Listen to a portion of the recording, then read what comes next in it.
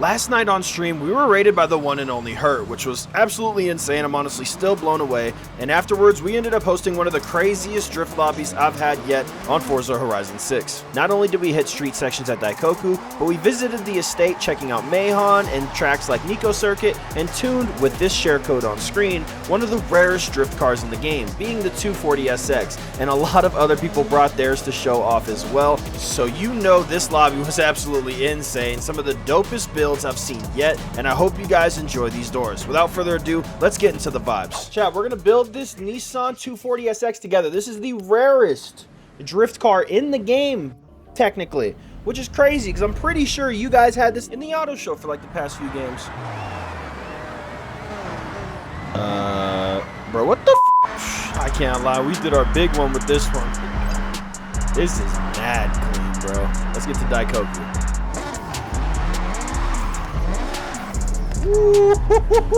Yo, the Bentley kind of fits in for some reason. Why is just a Bentley pulling up? You know what I mean? There we are. Yeah, let's take a look at everything with a little cinematic cam.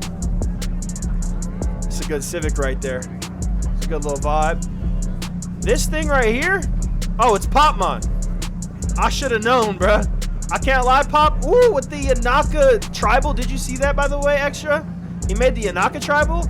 I can't lie, Pop. I might need this. The lobbies have been insane, though, so. Do we start it off with the good old Daikoku street section? I know we've done it so many times, but it's just such a good vibe.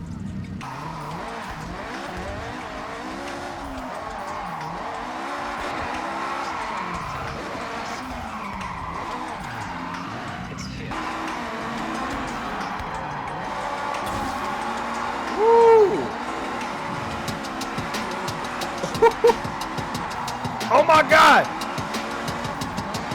Oh! Come on! Oh! Now the 240 is a vibe. Oh!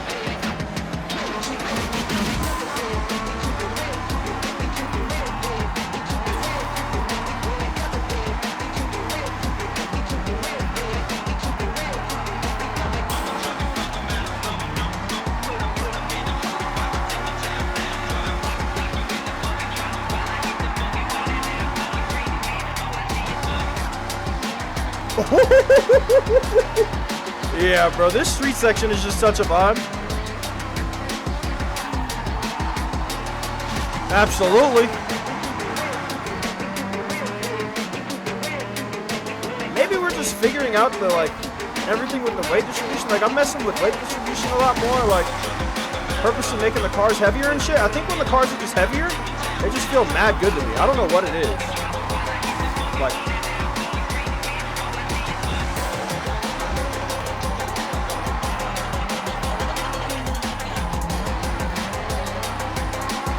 bro, I can't even lie to you. This thing is like so buttery. Like,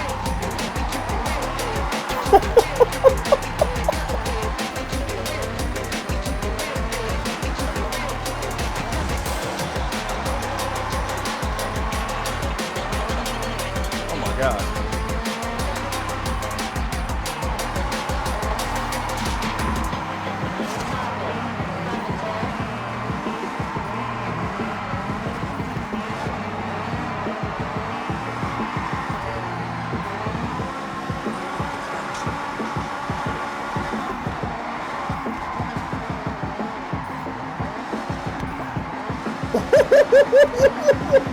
Nah. Oh my God, look at all the headlights back there. Like, this might be one of the craziest lobbies. Yeah, I might have to get some footage of y'all hitting this real quick. Hold up.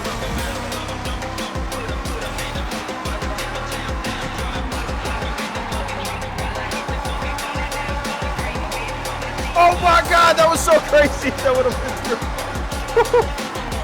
I'm gonna have to record y'all boys going for that line real quick. Go ahead. Y'all keep doing that. I'm gonna get some drone footage of this. Oh my God, this looks crazy.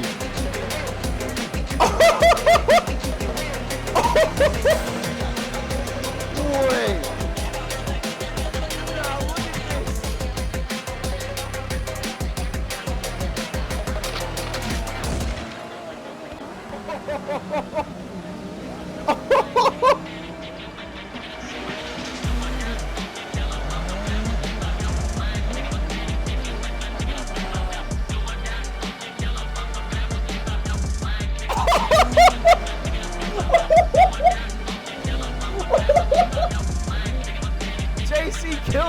shit. What? That was crazy.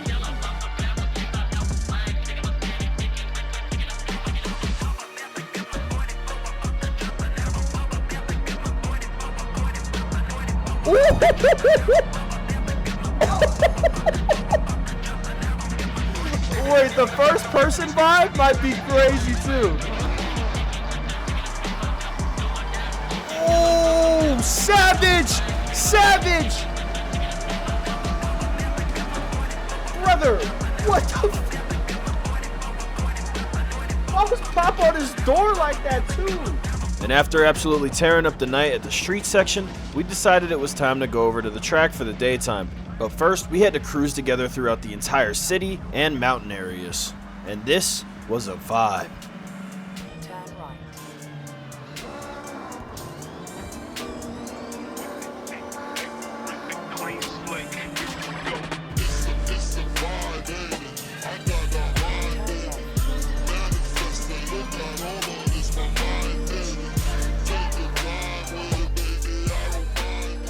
And after an awesome spirited cruise with the boys, we were able to make our way up to Shimaniyama Circuit. And now, we were going to run it the other way, as in most videos, you've probably seen us running it the regular way. We decided reverse would be a nice little switch up.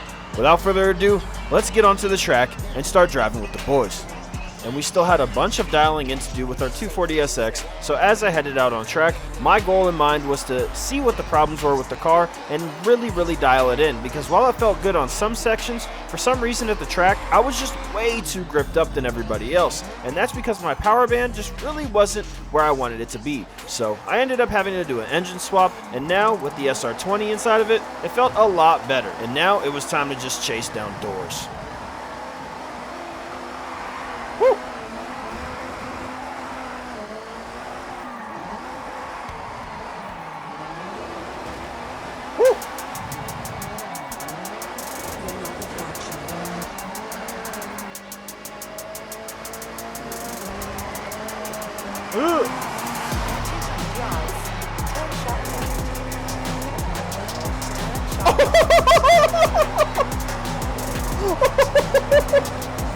Oh my god! Never mind. I like how it is. We're not gonna mess with it. Oh.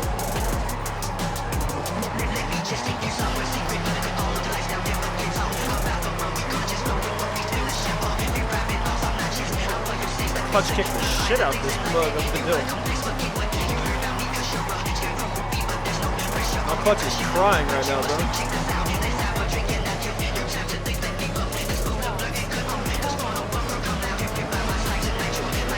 Stadium as far as he's back there.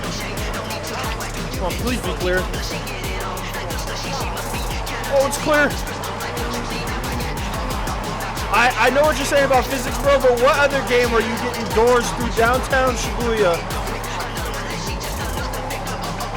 Like, what is that? Like, come on, that's crazy. Like, and the physics, honestly, after like forcing myself to learn them and really like get better at it, I think, man, if you try some of the tunes on the channel, I think you'll really like it. I'm gonna have to make a spreadsheet with all my tunes and all my codes, I think. Would you guys appreciate that?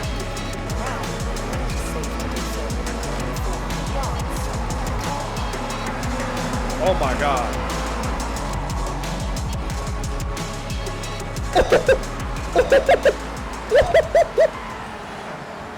Oh my god.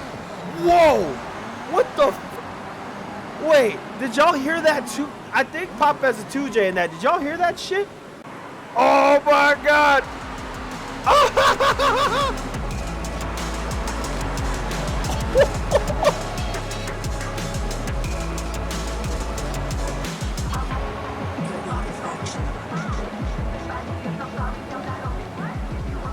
As daytime rose once again, after hitting that crazy spot in Shibuya, we decided to move away from downtown Tokyo and come over to my estate, where I had this Nico circuit track layout loaded up, and it was pretty crazy.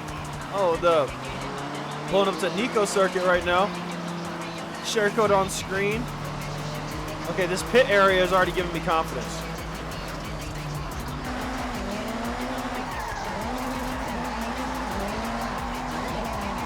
Woo!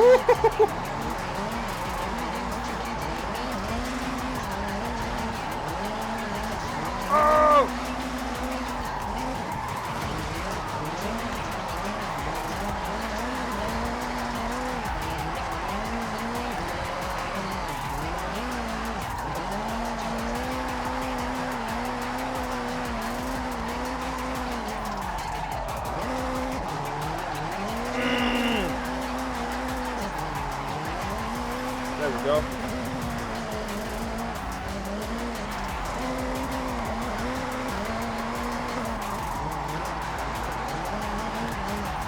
He's on that Nico there.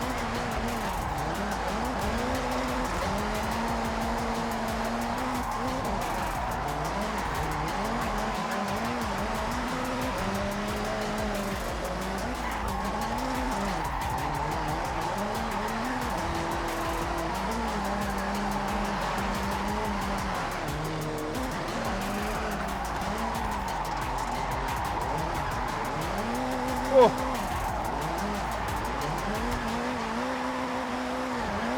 There we go.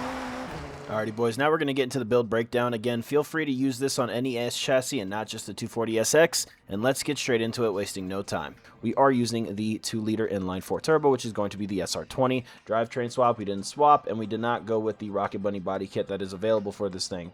For our power numbers, we're looking at 602 horsepower and 449 foot-pounds of torque. The car weighs about 3,000 pounds, and that gives us that perfect, ideal, in my opinion, 0.20 horsepower to weight ratio for smooth and consistent drifting for pretty much any skill level. You can lower this for even more grip if you are at a higher skill level, or raise it if you need a little bit more power to spin the wheels and keep your wheel speed up higher so the car feels a little bit smoother.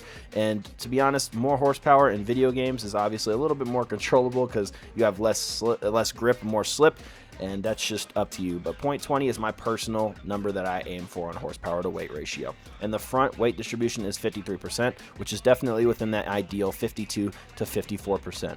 Now everything else here I'm just going to fly through, and you guys can just copy this. The body kit we are using though is the INGS front and rear bumpers here, and then we did go with the charge speed side skirts, and unfortunately you can't take the wing off this, or I would. So we left the stock one on there, so no downforce is added to the car.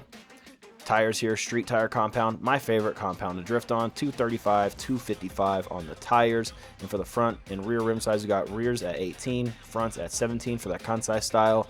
Little setup there.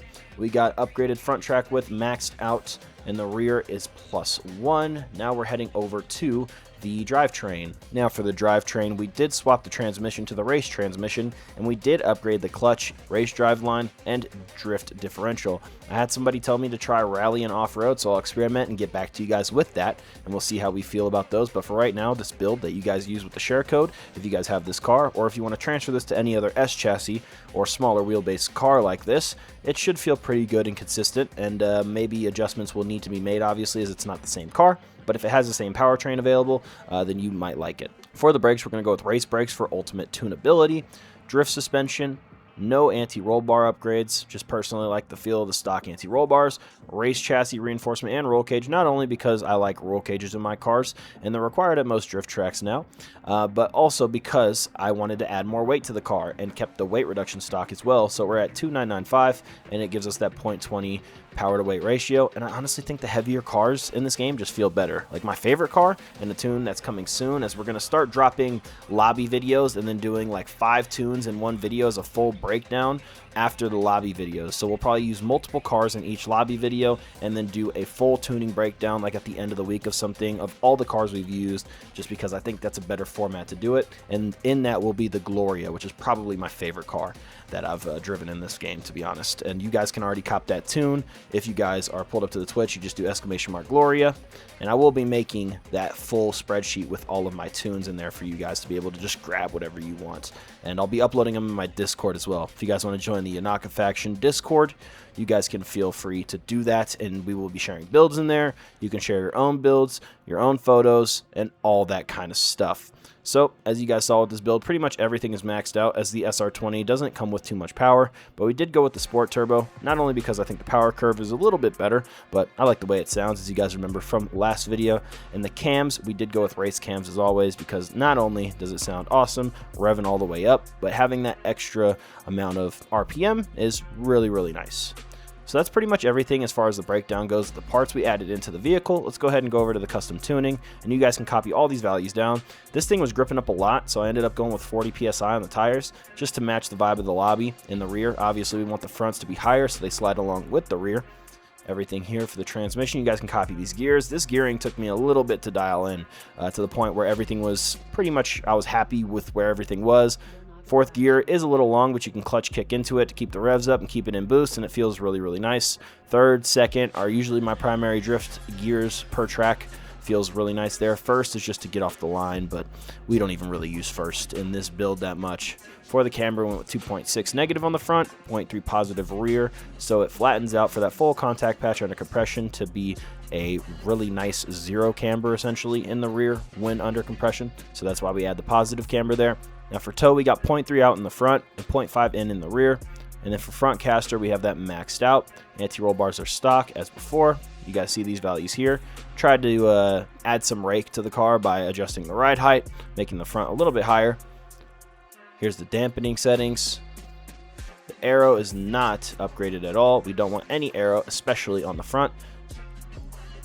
Braking force here is 70% to the front, 45% pressure, so we can pretty much slam the brakes and be left foot braking a lot smoother. I felt like this car was really gripping up under left foot brake, and I did lock the diff completely. If you guys want to hop in these lobbies and join the vibes, be sure to tune over to twitch.tv/MxgicIQ. We will be live all the time on this game. I've been loving it, and you guys have been loving it as well. We do crazy themed meets, as you guys will see in the upcoming lobby video this week, so not as many uploads being spammed out this week, but we're going to have one big one that's going to have a bunch of crazy stuff in the lobbies we've ran this week inside of it. And if you guys want to be in that video, you guys are probably going to want to catch us live. So without further ado, I'll see you guys in the next one. I hope you enjoyed. I'm out. Peace.